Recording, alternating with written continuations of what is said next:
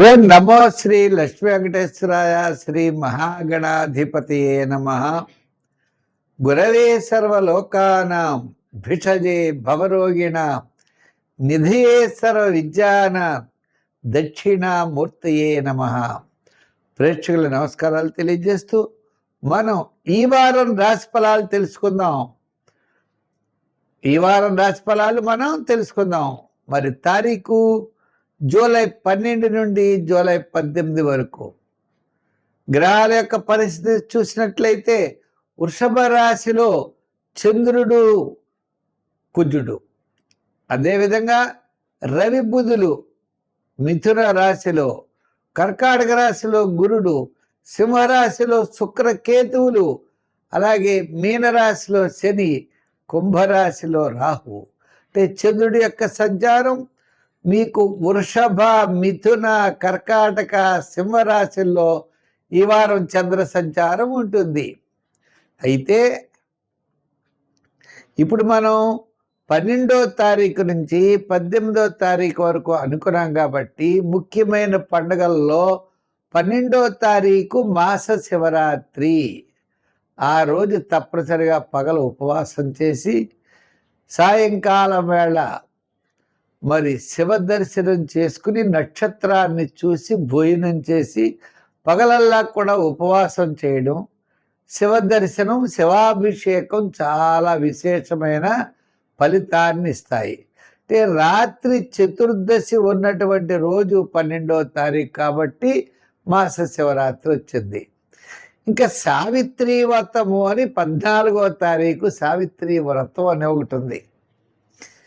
ఈ సావిత్రి వ్రతం మరి వివాహం కానిటువంటి స్త్రీలు కూడా ఈ సావిత్రీ దేవిని పూజిస్తూ ఉంటారు. ఇంకా తర్వాత 12 తర్వాత మనకి 14 సావిత్రి వ్రతము, 15వ తారీఖు గురుమూఢమి ప్రారంభం. అంటే గురుడు రవి కలుస్తారన్నమాట. కర్కాటక రాశిలోకి వచ్చేస్తారు, గురుమూఢం ప్రారంభం అవుతుంది. 16వ తారీఖు మరి పూరి జగన్నాథుడి యొక్క రథయాత్ర. అవి చాలా విశేషం. జగన్నాథుడిని మనం సేవించాలి. ఆ జగన్నాథుడు మన యొక్క సమస్తమైనటువంటి సంపదలు ఇవ్వడానికి లక్ష్మీ సమేతుడై ఉంటాడు. అంచేతనే శ్రీమద్ భాగవతం అన్నాం. శ్రీమద్ భాగవతం, లక్ష్మీదేవితో కూడిన భాగవతం, భగవంతుడు ఉండాలి మనకి. ఇప్పుడు తిరుమల వెంకటేశ్వర స్వామి కూడా ఆయన వక్షస్థలం మీద లక్ష్మీదేవి ఉంటుందట, కౌస్తుభమణి. ఆ లక్ష్మీ సమేతుడై ఉంటాడు ఆయన. అంచేత అటువంటి ఆయన్ని మనం పూజించాలి. కాబట్టి జగన్నాథుణ్ణి, జగత్తు ప్లస్ నాథ జగన్నాథ, జగత్తుకి నాథుడు అంటే ఆయనే దైవము, అటువంటి వాడు. అదేవిధంగా మరి మనకి 17వ తారీఖున దక్షిణాయనం ప్రారంభం అవుతోందండి. ఇది చాలా ఇంపార్టెంట్ విషయం. అంటే మకర రాశి నుంచి కర్కాటక రాశి వరకు ఈ యొక్క ఉత్తరాయణ పుణ్యకాలం కర్కాటక రాశిలో ప్రవేశించిన వెంటనే సూర్య భగవానుడు మనకి దక్షిణాయనం ప్రారంభమవుతుంది. కాబట్టి 17వ తారీఖు నుంచి మనకి దక్షిణాయనంగా చెప్పారు. మళ్ళా ధనుర్రాశి, మకర రాశి, సంక్రాంతి వరకు ఈ కాలం అంతా కూడా ధనుర్రాశి మనం దక్షిణాయనంగా చెప్పుకోవాలి. అటువంటి విశేషం కలిగినటువంటి రోజులు. మరి ఈవేళ గ్రహాల యొక్క పరిస్థితిని అనుసరించి మనం రాశి ఫలాలు తెలుసుకుందాం. వృశ్చిక రాశి. ఈ వృశ్చిక రాశి వారికి 7వ స్థానంలో చంద్రుడున్నాడు, 8వ, 9వ స్థానాల్లో ఉన్నారు. అయితే గురుడు భాగ్యస్థానంలో ఉండడం ద్వారా కుటుంబ ఆర్థిక సంతానపరమైన వ్యవహారాలు అనుకూలంగా ఉంటాయి. చేతిలో డబ్బులు ఉండాలని అవసరం లేదు, మనకు తగిన టైంకు డబ్బులు వస్తున్నాయా లేదా అన్నది ముఖ్యం.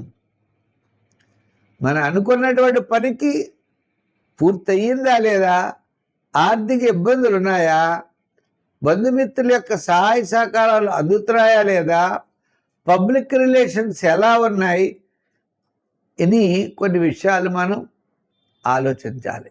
ముఖ్యమైన విషయాల్లో చర్చించేటప్పుడు శుభరూపమైనటువంటి ప్రయత్నాలు ముందు కొనసాగుతాయి. పుణ్యతీర్థాలు, పుణ్య దర్శనాలు జరుగుతూ ఉంటాయి. మంచి ఆలోచనలతో ముందుకు పెడతారు. తద్వారా విజయం వైపుకి దూసుకువెళ్ళేటువంటి పరిస్థితులు ఉన్నాయి. విద్యార్థులకు ఉన్నత విద్యా అవకాశాలు లభిస్తాయి. రాజకీయ నాయకులకు కూడా కాస్త ఆహ్వానాలు ఉంటాయి.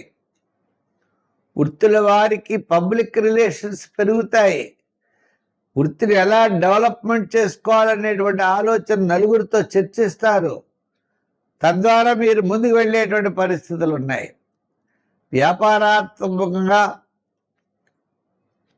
ఆర్థికపరమైనటువంటి డెవలప్మెంట్స్ కూడా మీకు కనపడుతున్నాయి.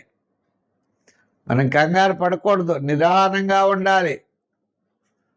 బంధుమిత్రుల యొక్క సహాయ సహకారాలతో ముందుకు పెడతారు. స్నేహితులు మీకు హెల్ప్ చేస్తారు.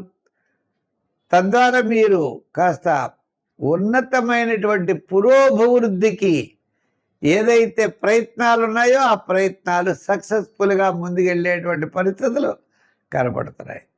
అంచేత ఇదివరకు విధానం వేరు, ఇప్పుడు విధానం వేరు. ఇప్పుడు విధానంలో ముందుకు దూసుకెళ్ళేటువంటి పరిస్థితులు ఉన్నాయి. వేగంగా మనం అడుగులు వేయాలి. ఆలోచనలతో ముందుకు వెళ్ళాలి. ఏది మంచి ఏది చెడ్డ అన్నది నిర్ణయించుకోవాలి. సక్సెస్ఫుల్గా మీ యొక్క ప్రయాణం ముందుకు కొనసాగుతుంది. సంఖ్యల్లో 9, రంగుల్లో ఎరుపు ఆరాధనలో తప్పనిసరిగా మీరు అమ్మవారిని ఆరాధించండి. లలితా శాస్త్రం, లక్ష్మీ అష్టోత్తరం ఇటువంటివి చేయండి. ఇంకా నీరెస్ట్ అమ్మవారి టెంపుల్ ఉన్నట్లయితే వెళ్ళి శుక్రవారం నాడు గౌరీదేవి పూజ చేయండి. అంటే పార్వతీ పరమేశ్వరులు ఉన్న శివాలయానికి వెళ్ళి పార్వతీదేవికి కుంకుమ పూజ చేయించండి. అన్నింటా విజయం సాధిస్తారు. ఏదో నిప్పులు బాధలు అంటే అసంతృప్తిగా, లేజీగా, పనులు ఉత్సాహంగా చేయకుండా మనం కాలక్షేపం చేస్తూ ఉంటాం. ఇంచేత గ్రహములన్నీ కూడా స్తబ్దతగా ఉన్నప్పుడు విద్యార్థులు చేద్దాంలే అనుకుంటారు. రాజకీయ నాయకులకు అవకాశాలు ఉండవు. వృత్తుల వారికి కూడా ఈవేళ కాకపోతే రేపు కాదు ఎల్లుండాను అనుకుంటూ ఉంటారు. ఇన్ టైంకి వెళ్ళరు. వ్యాపార పరంగా కూడా అంతంత బద్ధకిష్టులుగానే ఉంటారు. అంటే మొత్తం మీద అంటే ఎందు గురించి ఇలా చెప్పాల్సి వచ్చిందంటే ఈ రాశి వారికి, ధనుర్రాశి వారికి ప్రస్తుతం అనుకూలమైన పరిస్థితులు ఎక్కడా కనపట్టలేదు. ఏదో వేళకి తిండి తింటారు. విద్యార్థులు అంతంత మాత్రంగా ఉన్నారు. రాజకీయ నాయకులు కూడా అంతే. అయితే మరి ఇటువంటి పరిస్థితుల్లో ఈ రాశి వారు మనం ఏం చేయాలి? గ్రహములు సామాన్యంగా ఉన్నప్పుడు నెగిటివ్గా మనం ఆలోచించకూడదు, పాజిటివ్గా ఆలోచించాలి. నేను చేయగలను అనే విల్ పవర్, ధైర్యం, మానసికమైన ఉత్సాహంతో ముందుకు వెళ్ళాలి. శ్రమ అయితే అవుతుంది. శ్రమలోనే ఆనందాన్ని పొందాలి. శ్రమాన్ని భయపడితే ఎలాగా? శ్రమలోనే ఆనందం. ప్రవాహానికి ఎదురు ఎదాలి, విజయం సాధించాలి. దీనికి నవగ్రహ ప్రదక్షిణ చెయ్యండి, నవగ్రహారాధన చెయ్యండి, శనికి నూనె పొయ్యండి, తైలాభిషేకాలు చెయ్యండి. సంఖ్యల్లో మీరు ఎక్కువగా 3 వాడండి. రంగుల్లో తెలుపు వాడండి. మంచి ఫలితాలు పొందగలరు.